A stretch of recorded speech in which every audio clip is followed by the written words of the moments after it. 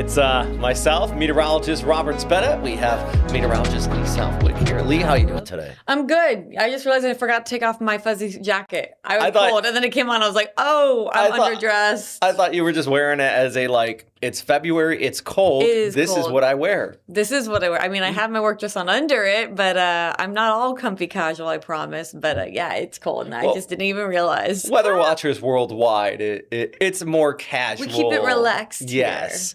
We talk about what's going on around the world, not just locally here in Jacksonville, Florida, but everywhere else, as well as some big events coming up. We have played some games. We have fun. So I think we have some casual times with it. Yeah. I mean, hopefully you were also cozy and bundled up with us as you are joining us for the next half hour. So let's talk about the main things we got coming up here on today's episode of Weather Watchers Worldwide. Number one, Artemis 2 delayed. Boom. Yeah, that's what I said. Boom. For a month. We'll talk about that in a minute. We got the tropical outlook, tropics. What? I got a named storm to keep you informed on here. Cool. And we're talking about worldwide, mind you, okay? So not Atlantic. And the Olympics. Woo, Friday. I am in the minority when I say that I am a Winter Olympic fan. You are? I mean, I'm a fan of all Olympics, but I definitely favor summer. Summer.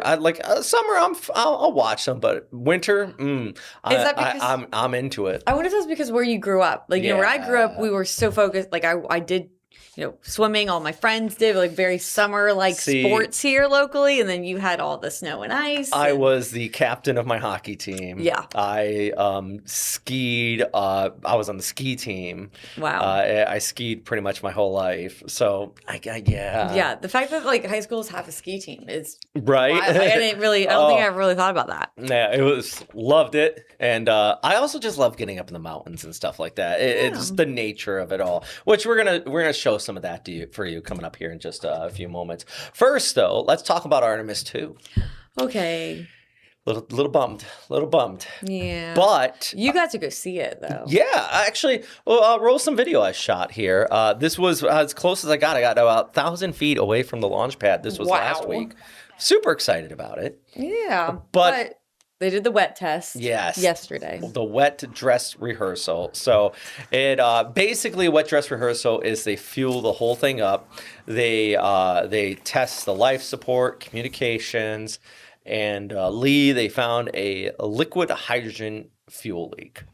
So yeah. Is this what happened with the Artemis 1? Yes. Very similar. They were fueling it up, and then they would just find like these little spots where it's not like it's dripping. It's just venting just a little bit too much. And they ran it all the way up to about 5 minutes prior to when they would do their fake launch, and they scrubbed it, and they said no. Also, they had communication issues. I guess there was like it was fading in and out in a few spots. Gotcha. So, but this is why we do it, because real people will be on that when it goes up. And so you want it to be absolutely perfect. Yeah. So I'm glad that they did this. They caught it. Mm-hmm. As bummed as we are that it's pushed back so far, at least we know that they're taking all the right safety precautions. And that's the most important. Keep those astronauts safe.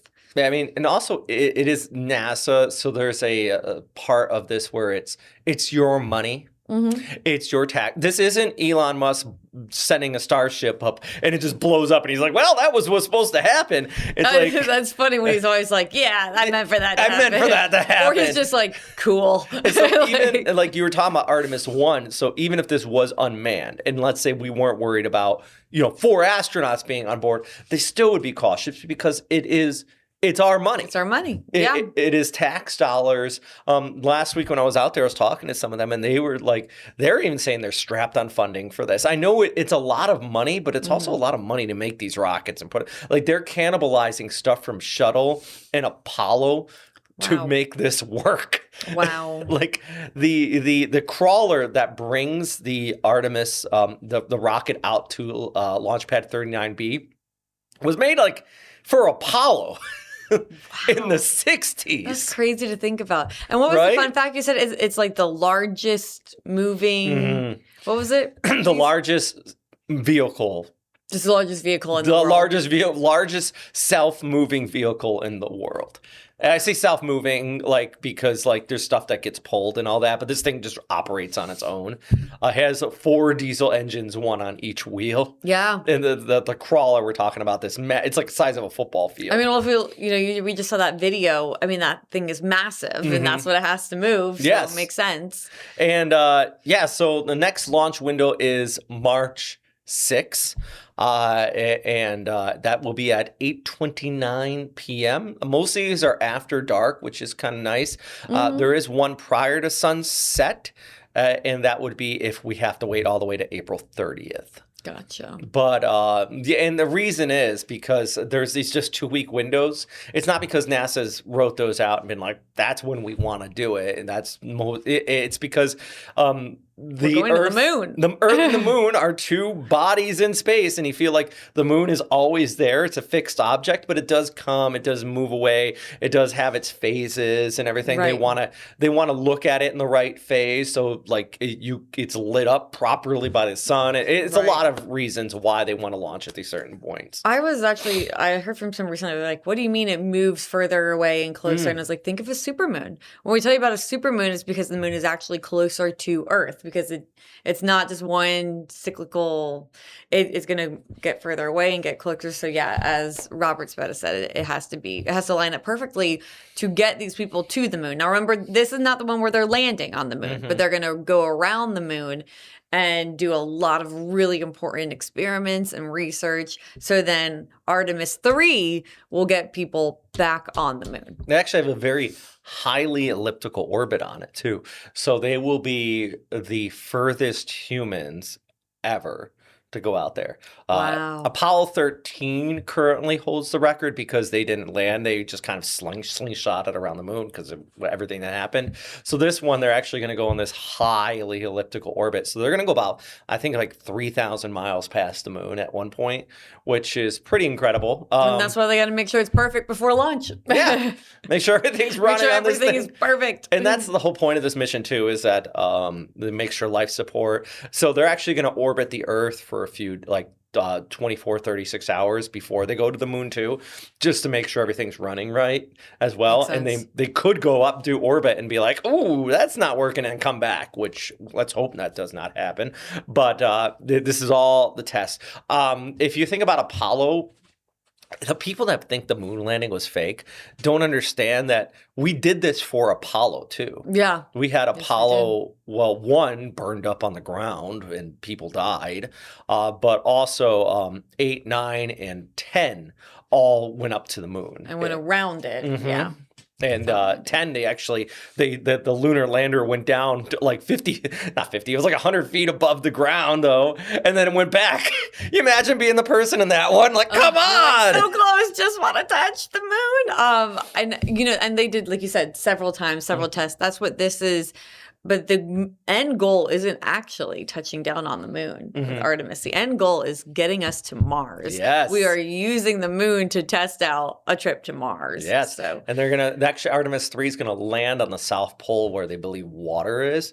And if you have ice, you can make rocket fuel, which is kind of neat. Like, a lot of people don't understand those rocket boosters, they don't use gas. They use the fuel leak I'm talking about was liquid hydrogen.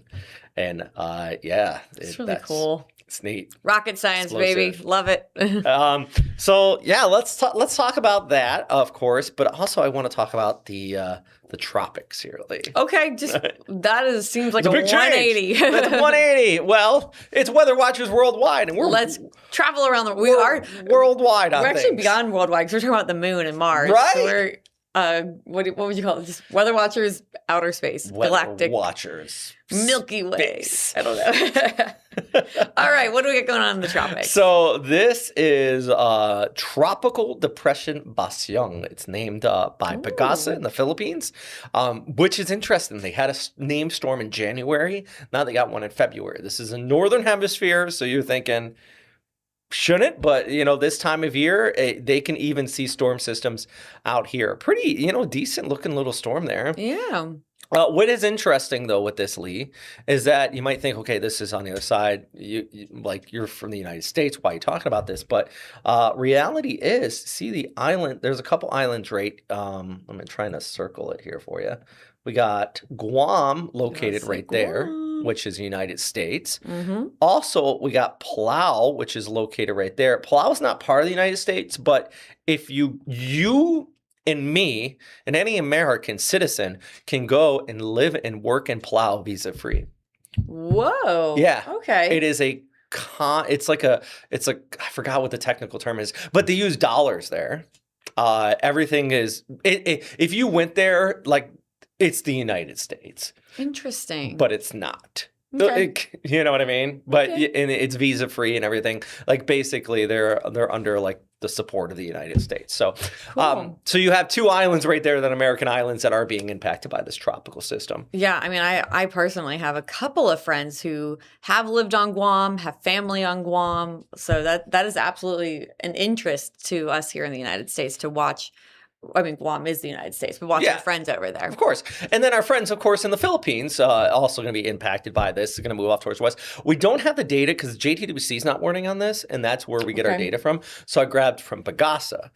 This is their official track with that, and they do expect it to become a tropical storm. They use the same scale as we do Okay. for the Saffir-Simpson scale, so a tropical storm is still at the same level, and they'd expect it to become a tropical storm before coming on shore. I think it's going to be a big rainmaker for parts of the southern Philippines, specifically Visayas, Mindanao, some of those areas. So flooding threat then. Yes. Actually, you know, this is the same area. A storm like 10, 15 years ago, Bofa made landfall, caused a lot of damage.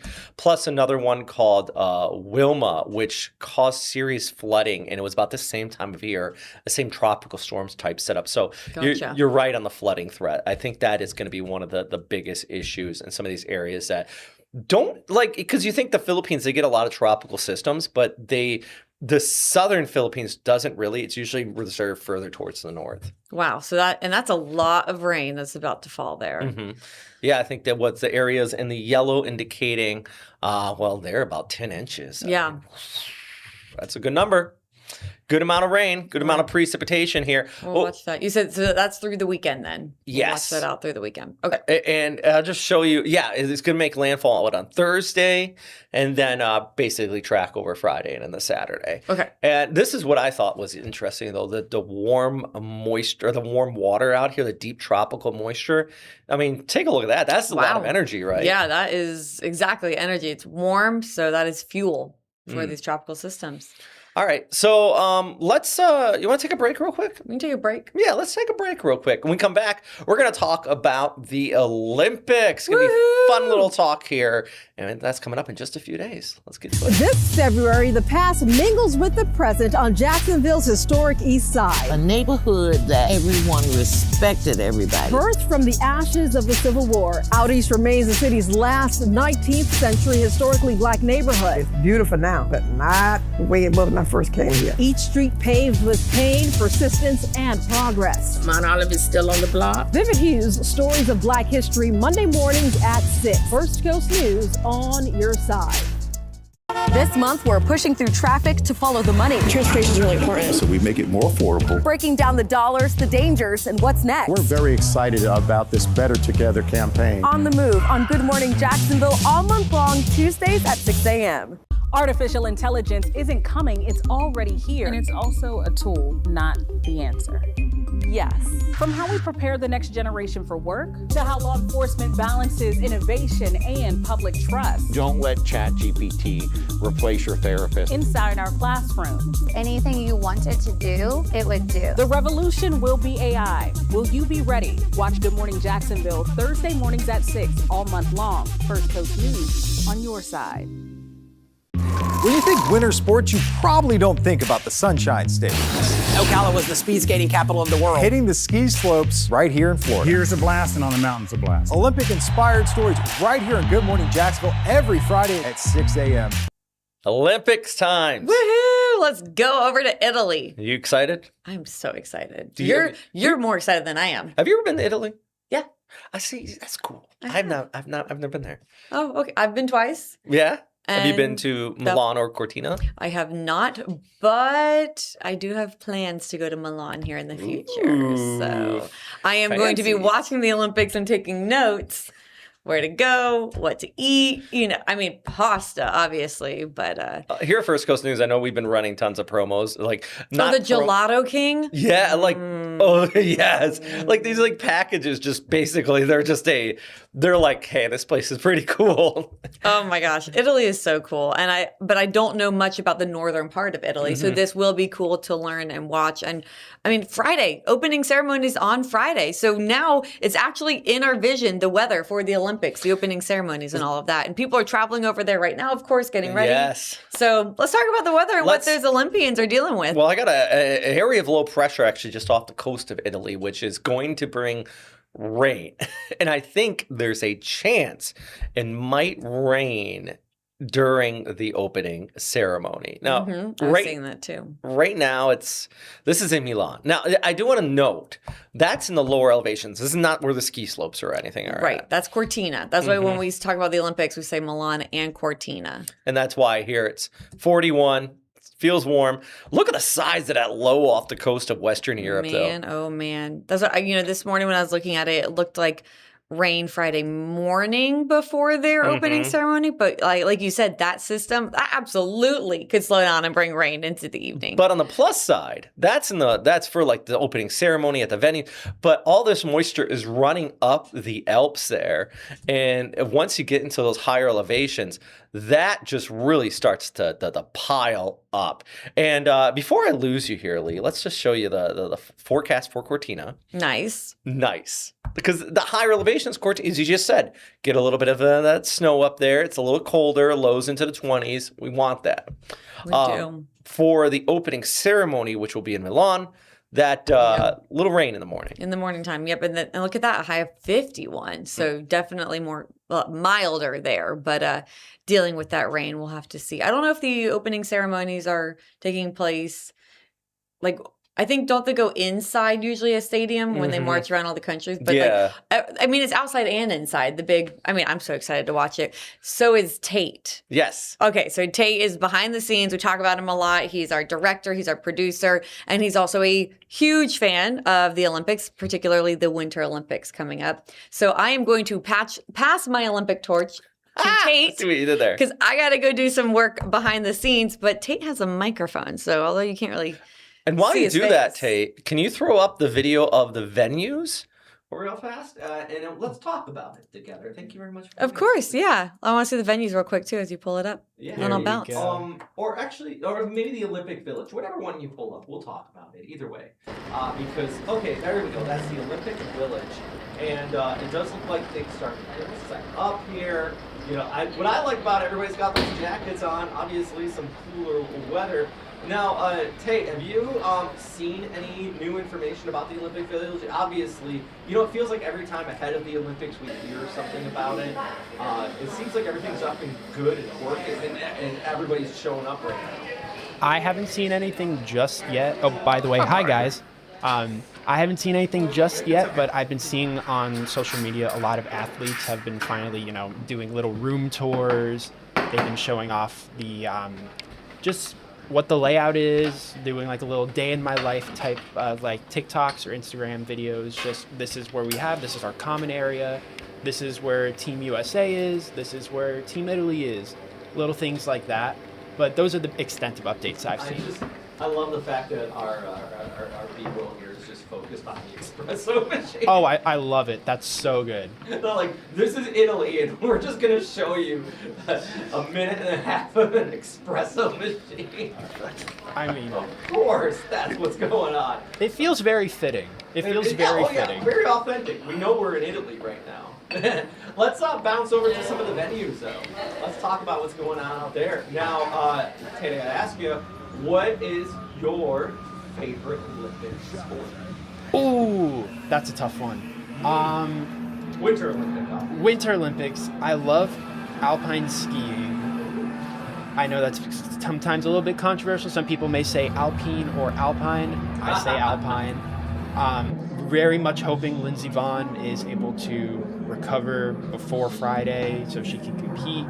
I believe she tore her ACL. Rooting for her. This is another one, curling. Do I know anything about curling? Absolutely not. But it is so funny to watch. It is. That I love it. And I know there's supposedly a league in the U.S. coming. I believe George Kittle, who's on the San Francisco 49ers, is working on that right now. And if that's the case, you know what? Absolutely. Why not? I just love the curling. It is such a silly sport. And no offense to anybody that curls, but it is fun to watch. I don't know, you're like, I am a big fan of the half pipe, any of the snowboarding stuff, of course, all the skiing stuff, all the extreme sports. Like, I grew up in the 90s where X Games was a thing. Ooh, nice. Like, so, like, all of those, I am here for it. I do like the cross-country skiing where they, like, stop and shoot things. I think that's the most just, what? Yeah, I'm getting into figure skating. I've been catching up a lot on, like, funnily enough, I've been catching up a lot of the lore on TikTok, seeing, I believe her name is Alyssa Liu, seeing how she's coming out of retirement, even though she's only 20 years old, to compete again, which is so cool to see. And also, it takes such technique to do something like figure skating. I could never. I'm not as agile as that, but I give props and I give so much kudos to that. But it's just so impressive and so much fun to watch. What we're showing here is the luge track, or the bobsled. Oh, bobsledding also. Just hold on and don't die. I'm sure there's techniques, but that's all I see. And you see how fast they're going down. Yes. Like, it's like a missile going straight through. It's honestly really impressive. Like the G-force I'm assuming you're feeling on that would be like enough to make me spiral. So you know that there were some kids who were like, they were sledding and you're like, you know what? I want to do this, but faster. Oh, poof. You know that scene in National Lampoon's Christmas Vacation when he goes on like the little trash can lid, but he puts a specific spray on, so it's like a rocket. He goes straight down the half pipe. That's like what I'm assuming. Classic. Another little good reference. To our other video, we got a nice little drone shot out here in Cortina of course, the slopes, and this is my favorite. It's up there in the mountains. They got the snow on the ground. You can actually see the big air jump and the down there in the bottom.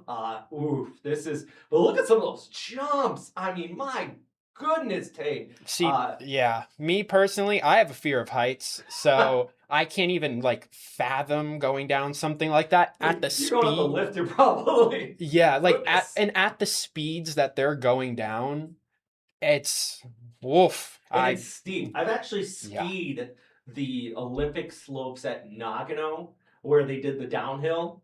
And wow. It is, and this was just like on a Sunday, okay? And it is not for the faint of heart. You're like, oh God, this is steep. Yeah, but again, you got to give so much kudos to these athletes. It's so impressive to see them do their work, do their craft. Especially something like this where me personally, obviously, again, I can't do that. Even if I was the greatest like athlete, my fear of heights would prevent me from doing anything near of this nature. But it's so awesome to watch. And it's beautiful. It's so beautiful. Just the mountains, the Italian Alps. If I was to go visit out here, I would probably skip Venice and just straight head to here because this is just gorgeous. You know, anyways, so we got a few more minutes. I do want to bring it back to the graphics here. Of course, we got the rain. Thank you very much, Tate, for joining me when we talk about the Olympics. Well, thank you for having me on all the discussions about the Olympics going forward here on Weather Watchers Worldwide. Hey, that's what I'm here for, and thank you for having me. Well, you're still here. Don't go anywhere. We still got this to do. You know what I mean. 7-day. I just want to end up with this for our friends in Jacksonville who are watching here on FCN Plus. We do have a little bit of a warm up on Wednesday. We cool back down below freezing by Friday morning, and then throughout the upcoming week and in the next week, the cold air is going to take a back seat. Outside in the morning, just some brisk temperatures. We do get back into the 60s to near 70s. So a little bit of a bump back up there in an extended forecast if you are here in Jacksonville. Something to look forward to. Of course, we will have more information on all of that coming up here this evening. We're also going to be streaming at 4:30 for our Weather Impact Live, as well as 5, 6, 7. We're streaming on FCM Plus at 6:30 now. So you can pretty much get your news and some sort of weather information any time of day. Of course, this is Weather Watchers Worldwide, where we don't only talk about local stuff, but what's happening out there. Kind of give you a feel for fill up your weather geek meter, I suppose. Anyways, thanks for stopping by. I hope you have a great day. And stay warm out there.